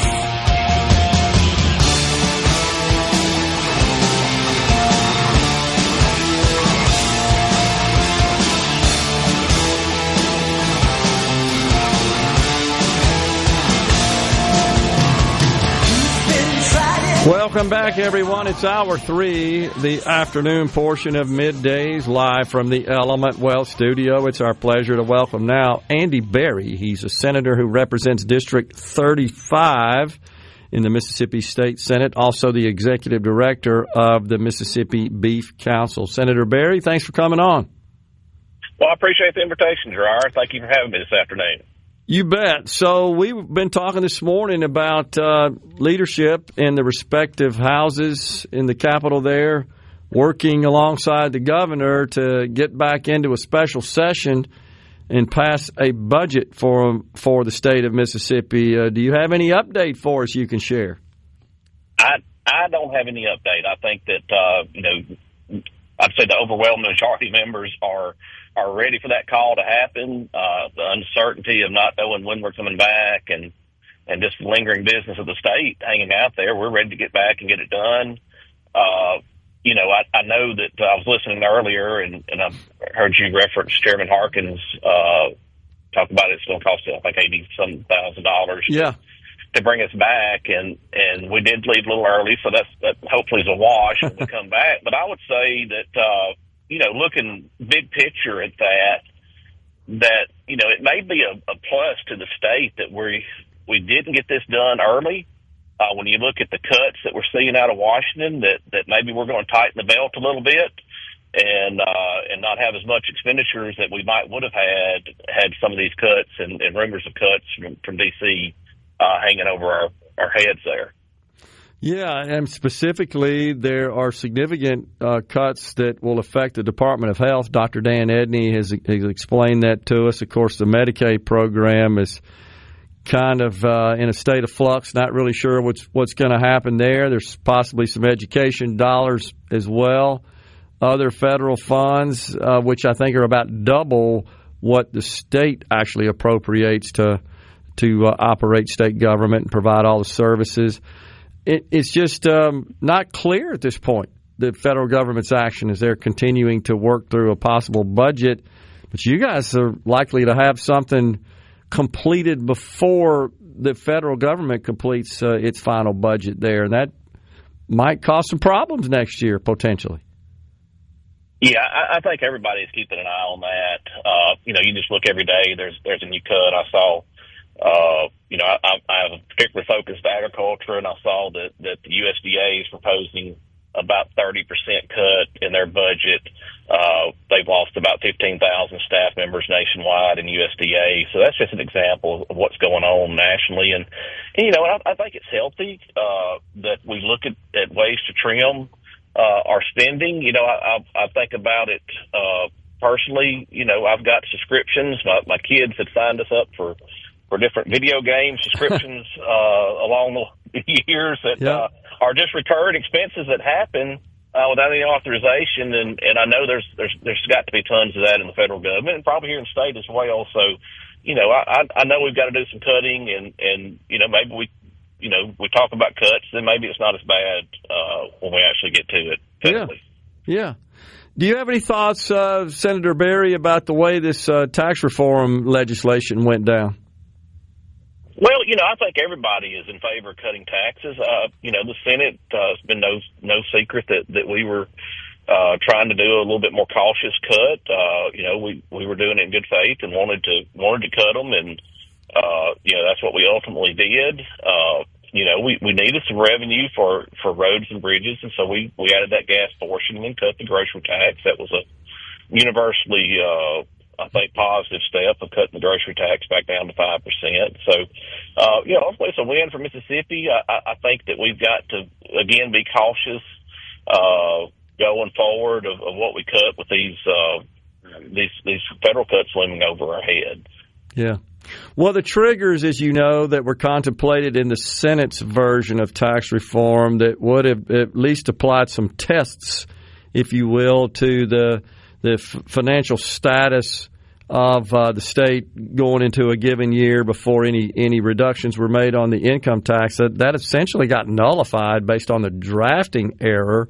So it looks like that we're going to proceed full speed ahead by incrementally eliminating, reducing the income tax to full elimination. Are there any concerns on your part that this may leave a hole in the revenue side of the picture in the state budget that might cause some budgetary problems down the line? Well, I don't see how it couldn't, Gerard. It's that's what I opened up talking about is the majority of our money in Mississippi that we budget is federal dollars that we give authority to spend, and a smaller portion of that is actually Mississippi tax money. So it's a huge concern. What do we do? We've got there's a little bit of I believe maybe difference in opinions of what happens after the 4 years of the set cuts, and so what we actually wind up seeing how those triggers work. I think, at least I've heard and what I can see, there might be a potential two ways that those triggers actually kick in after the 4 years of the set cuts. Okay. Yeah, I'm just curious if there's any concerns that you've heard from any of your colleagues that, we really don't have an offset in terms of additional revenue raised from sales taxes the way the original House bill would have, and also don't have any triggers to protect against the possibility of going a little too deep on the cuts and that causing a problem to deliver the services required or authorized or expected from the state.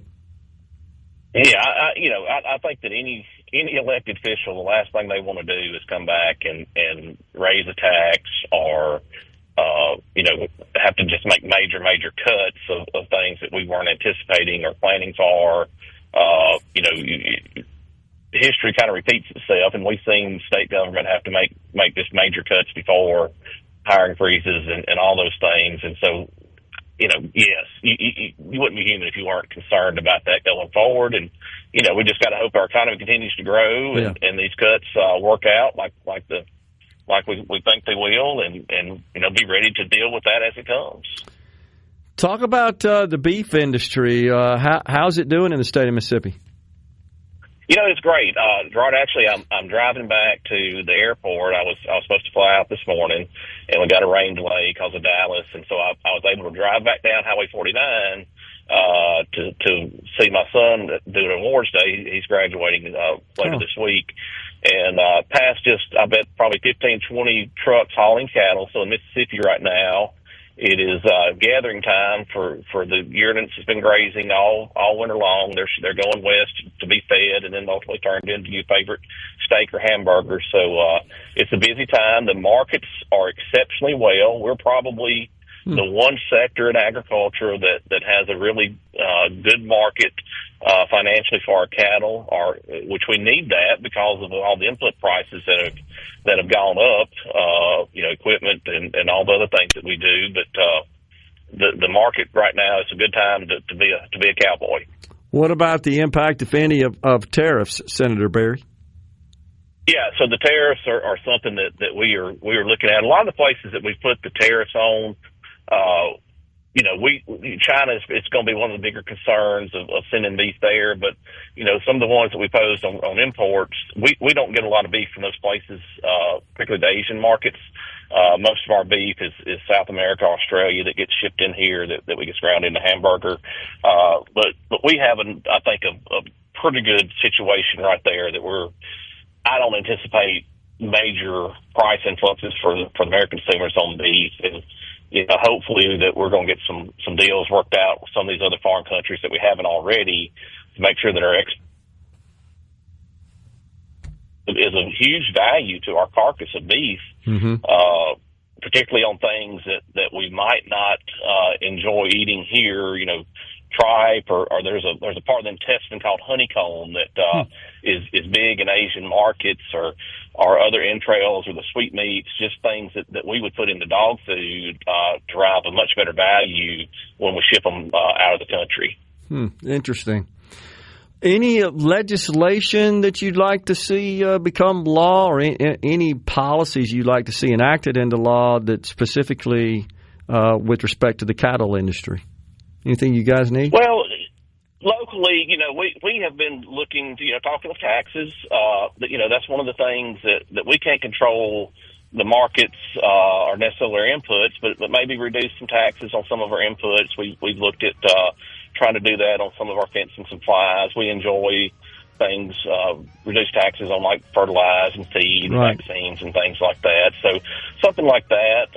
Nationally, we're really concerned about like the death tax or bonus depreciation are some things that we want, and we desperately need a farm bill on the national side of things, not just for livestock, but for all of agriculture. And it's getting more doubtful by the day that we'll see that done in 2025. But that's some of the big ticket issues right now.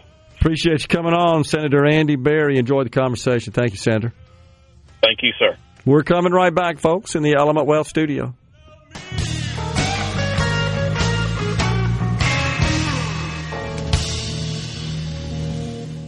Pickup truck. It's so awesome! Middays with Gerard Gibert. Come on, let's get on with the show! On SuperTalk, Mississippi.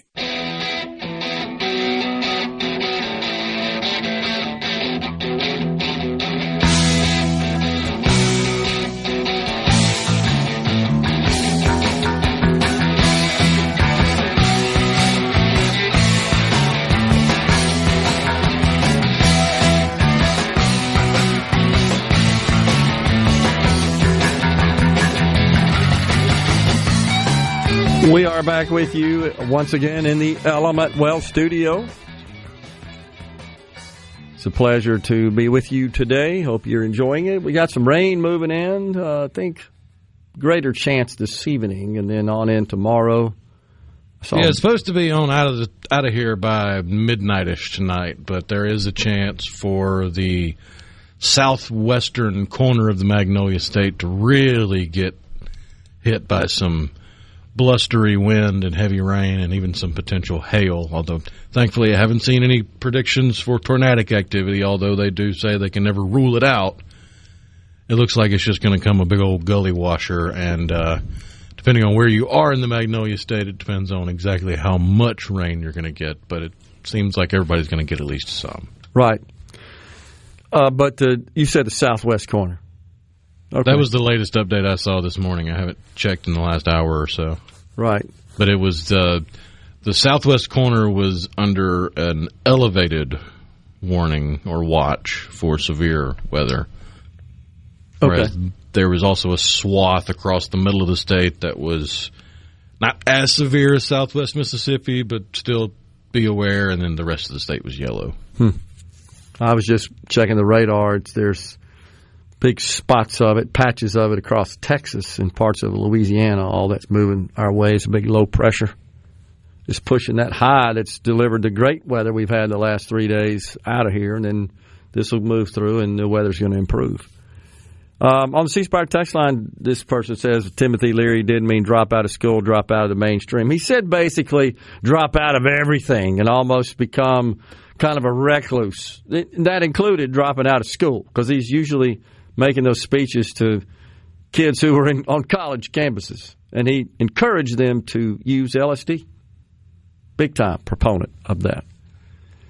Was it LSD or was it shrooms? Or was it both?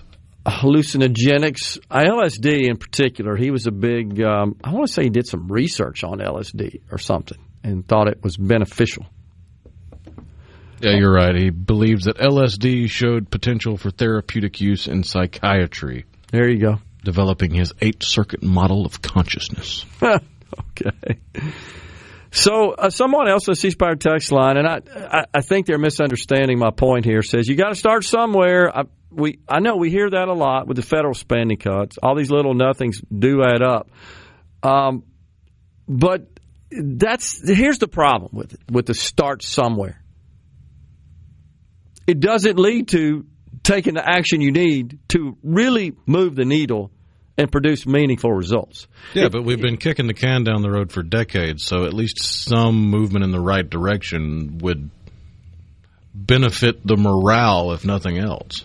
Agree with that, but don't be deceived, because that's just tokenism. Hey, we'll give you a little cut over here, but we're still running $2 trillion deficits.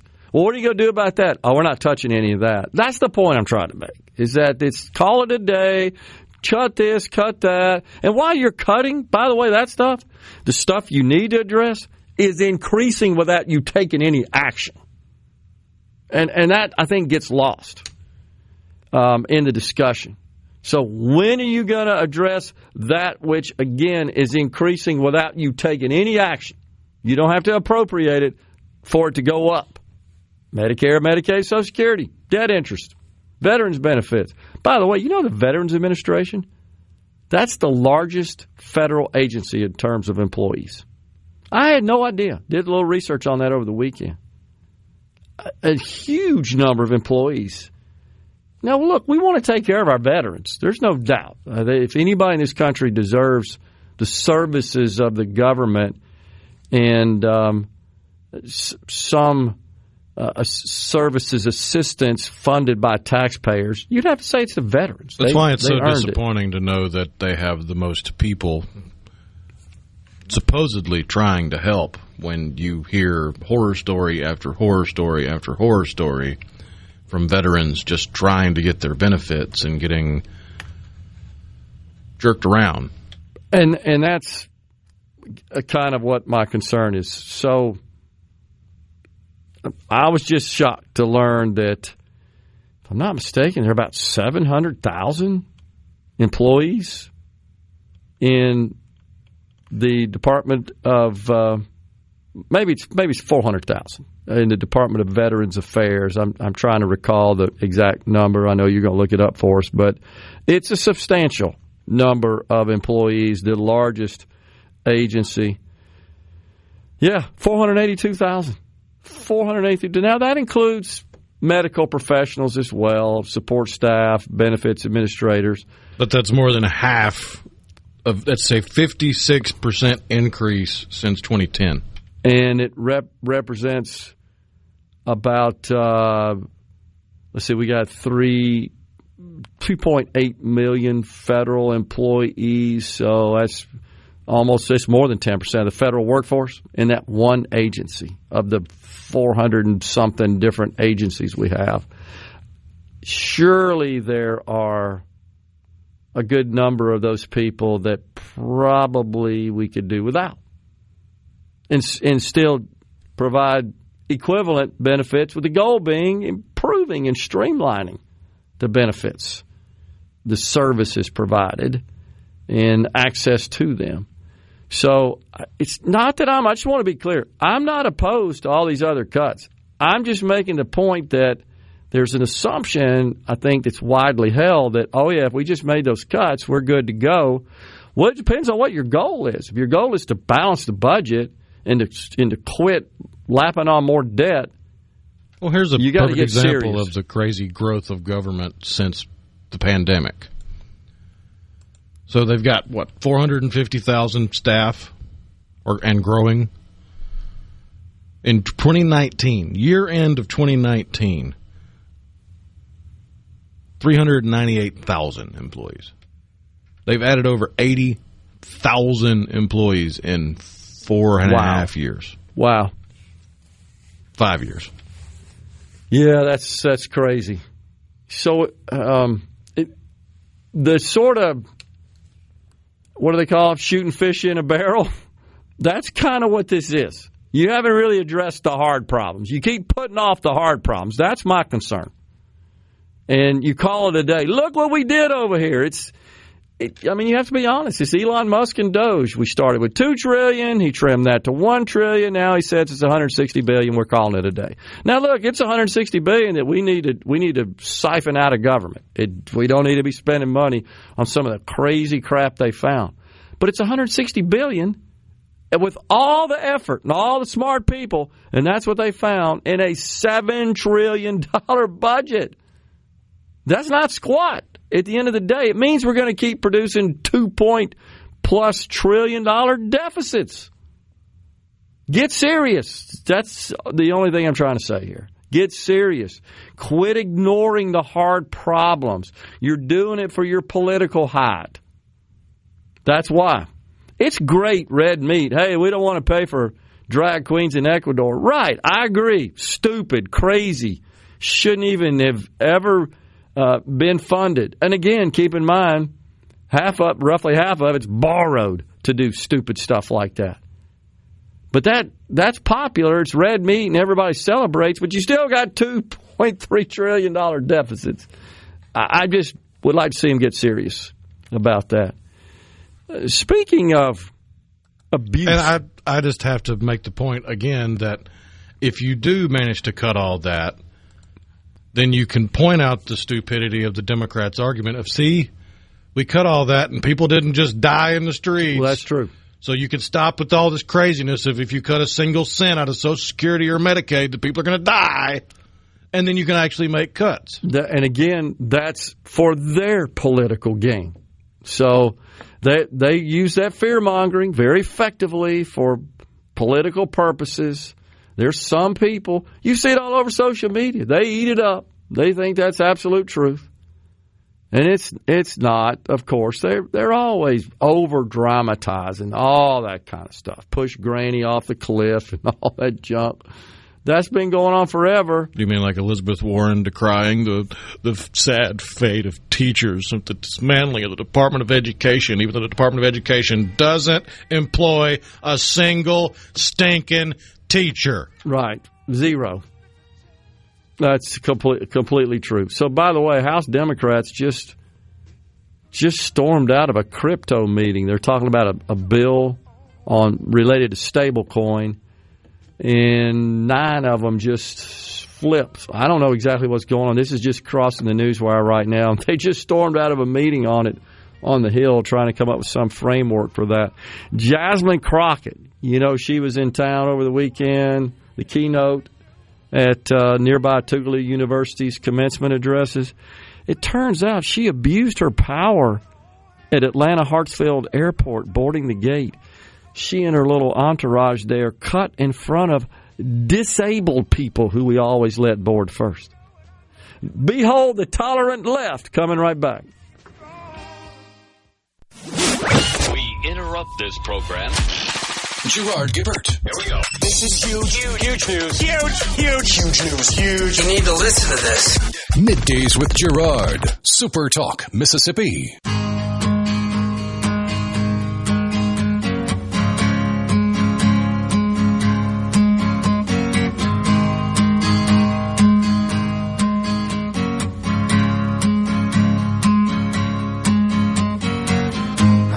Tall, could have used a few pounds.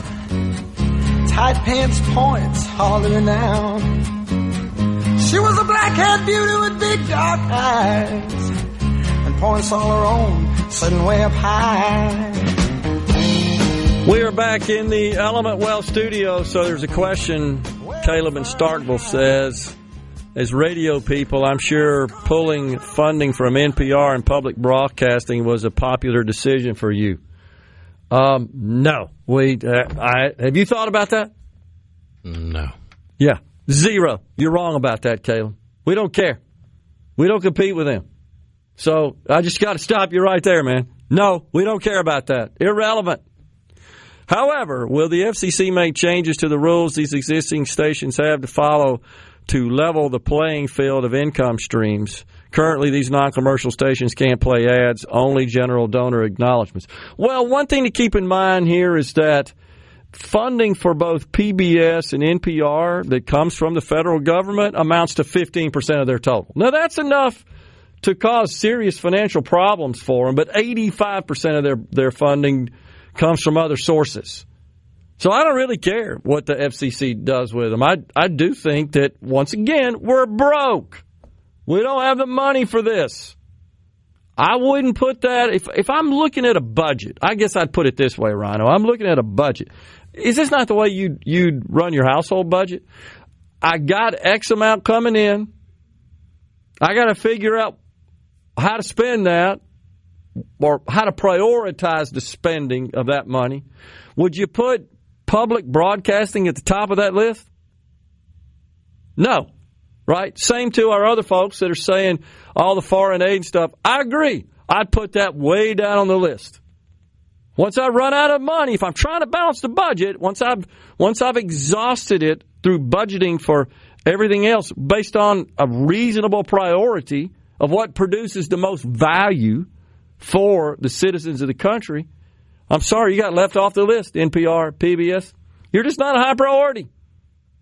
And now we could certainly have the debate about what should receive the highest priorities. I get that. It's triage, right, in the ER, so to speak. But at some point we got to say no. We just don't. And it's just, oh, yeah, we just borrow money to pay for that. That's how we've operated now for decades. It's without consequence. It's without serious concern. Incredible. Thomas in Greenwood wants to know, is the market tanking because Trump said announcement won't be about trade? I think what's happening right now that with respect to the markets, Thomas, is that, it doesn't look like the Prime Minister of Canada and the President are going to make a deal today.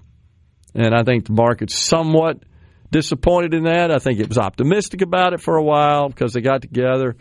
They talked again about the 51st state. Of course, the Prime Minister said Canada's not for sale. And the President said never say never. The President's still concerned about the trade imbalance between the two countries. It is significant. But Canada has 39 million people. We have 330 million people here. So I'm not sure how we would ever resolve that imbalance. I'm not sure that we want to, honestly. That would, I would submit, mean we got poorer or they got richer if we were able to close that gap. Let's see here.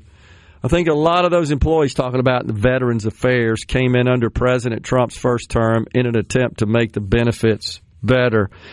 I don't know that it was so much about making the benefits better, but the process.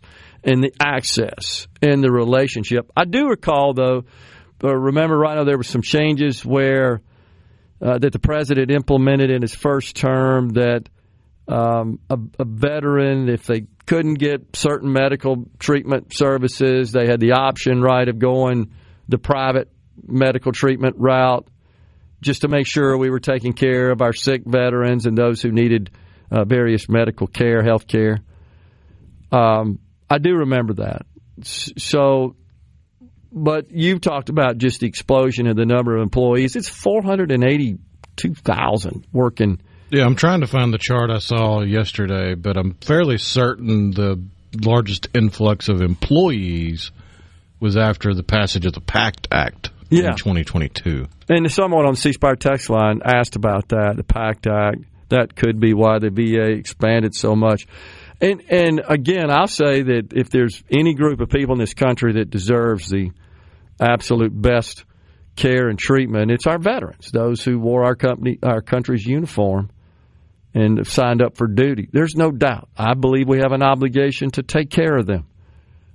But I think we also have to be honest that do we need 482,000? Everything should be subject to analysis and evaluation as to the value proposition of every single job. And it's the same is true with respect to the Pentagon. I'm somewhat disappointed that we're going to increase defense spending to over $1 trillion, by the way, based on what's being worked on in the Congress right now for fiscal year 2026, from about $870 billion to over $1 trillion. Fiscal year 25 to 26, so a substantial increase. And it just makes you wonder, does that make sense given the problems the Pentagon's had just producing all the assets for inspection that the taxpayers have paid trillions of dollars for through the years that they can't seem to account for? I mean, even the United States military, of course, it should be subject to accountability, transparency. But we're giving them more money, and maybe we ought to step back and think about that. Now, somebody said they didn't like the idea that all this stuff, yes, Mo said, I don't like the idea that the budget's still being put together behind closed doors. It should be debated on the House and Senate floors. It will be, Mose. Once it comes out of the committees, I mean, that's the standard process.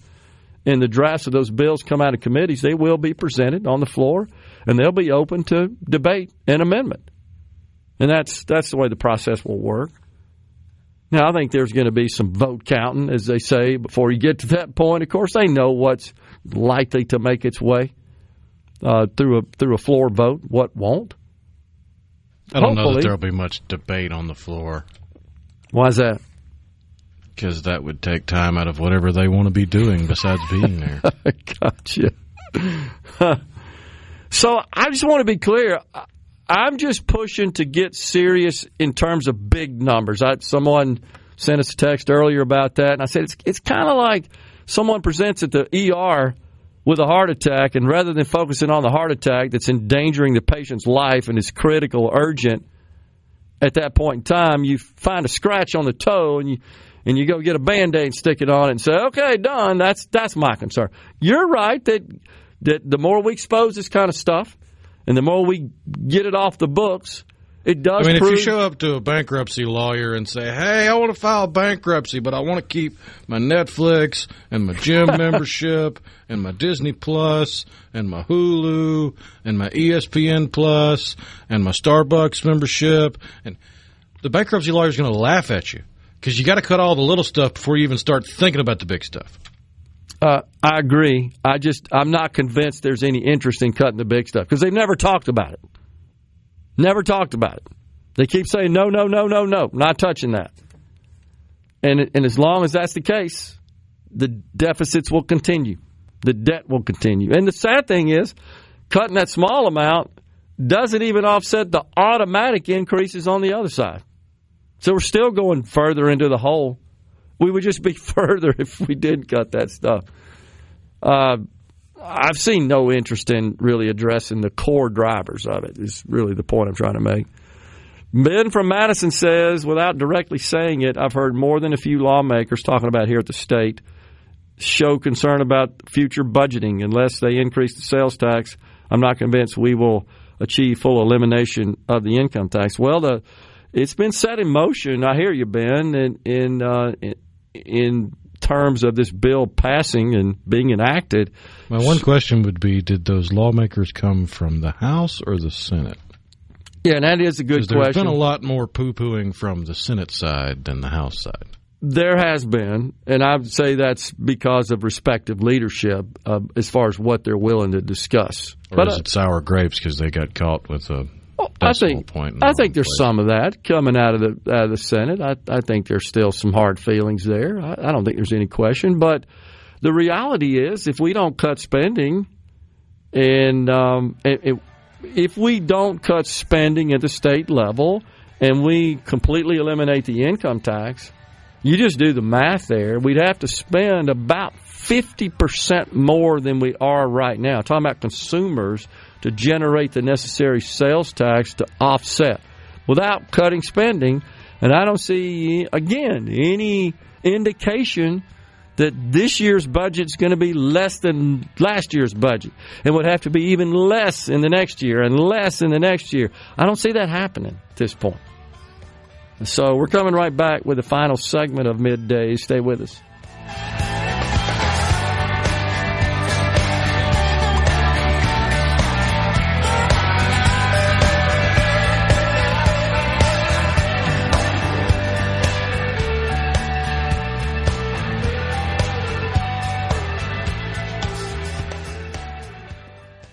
At Carter Jewelry.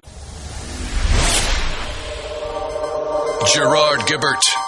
Going beyond the headlines, breaking down the stories that matter to Mississippi. Middays with Gerard on SuperTalk Mississippi. We can dance if we want to. We can leave your friends behind. 'Cause your friends don't dance. You had to do it. Okay, guys, I got to tell you the story behind that. First, if you've listened to the show enough, you know that's like my least favorite song of all time. But it's the worst video ever made during the 80s video era. And every now and then, Rhino to needle me will just crank it up. But yesterday, I'm at the Beau Rivage, and, you know, when you walk in from the parking lot there, the elevator at the casino level, one of the first things you see as you go through the doors is a big screen on the wall there near the bathrooms. It's always playing music videos, and that one was on. So I recorded a few seconds of it and sent it to Rhino. I said, "Did you plant this?" One of my Men Without Hats minions. Oh, my gosh. That's so bad. Oh, man. So on the C Spire text line, Matt from Burnsville says everything has to be on the table. So we're talking about the mandatory spending, Social Security, Medicare, Medicaid, veterans benefits, a number of other federal assistance programs. Also on the C Spire text line, this is on the 662. This person says, again, hey, just cut pay raises and special interest, overseas funding, problem solved. Well, it doesn't. If the problem you're trying to solve is balancing the budget, that doesn't even come remotely close to it. You still need another $2.3 trillion to do that. Says, okay, well, what if you cut 18% of all budgets and 90% off New York? I'm not really sure what that means. Like everything that goes to New York? Well, you couldn't do that, obviously. You can't just eliminate a state. But that wouldn't do it. But it would be a significant, if you said 18% of the budget, that would be, about $1.1 trillion, $1.2 trillion of the $2.3. So I said, hey, cut Social Security, Medicare, 18%. It says everything. Defaults on debt interest? No, we got to pay the debt interest. So I asked, did you disagree with the president? The president says we're not cutting those programs. Plus, you got to have 60 votes in the Senate. Don't forget about that. You got to have 60 votes in the Senate. Should the Republicans, this is something to contemplate, should the Republicans who could end the filibuster, it only takes 51 votes, a simple majority to change the rules, which means now you could make massive reforms to all those programs with a simple majority. You have a majority, Republicans. I don't think it'd pass. I don't think you'd get 50+1 Republicans to vote for major reforms. And the president, by the way, would lambast every one of them because he said, we're not cutting Medicaid, we're not cutting Social Security, we're not cutting Medicare. In fact, by eliminating taxes on Social Security benefits, you're actually accelerating the point at which the program is insolvent, because all of those taxes actually go back into the program to pay benefits. And this person said, if you don't cut where the majority is being spent, how are you going to reduce anything? And that's the point I've been trying to make. I agree, but it's politically unpopular. The president says he's not going to do it. And here's what would happen. If you even started discussing this, hinting, we're going to cut mandatory spending because we know that's the only way to truly make a difference in terms of deficits and debt, the Democrats would latch on to that. And you'd have seniors across this country super freaking out, even if it wouldn't affect them, if it just affected future benefits. And that would, without a doubt, if that got traction, that would cause losses in the midterms. It would flip the control of government, and they would just reinstate everything. So it's how do you make all this stuff permanent to put us on a path to really financial sanity? The president thinks tariffs are going to cut the budget a lot, but this says Larry Mize. Math doesn't work, Larry.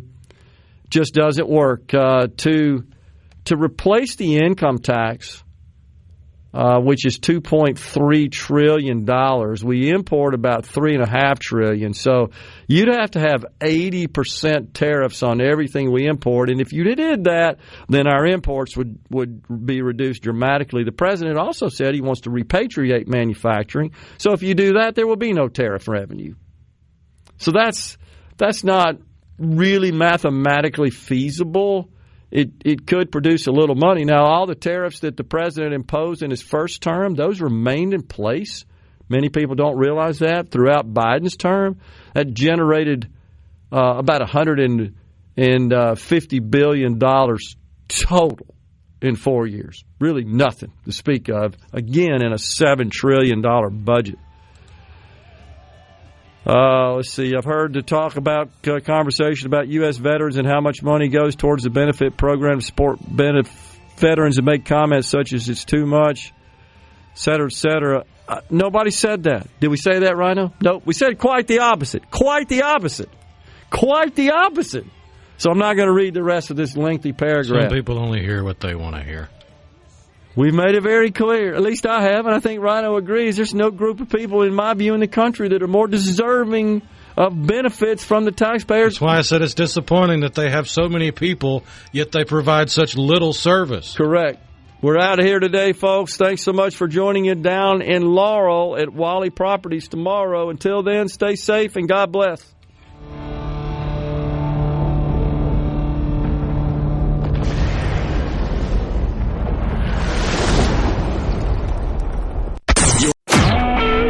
SuperTalk Mississippi Media Production.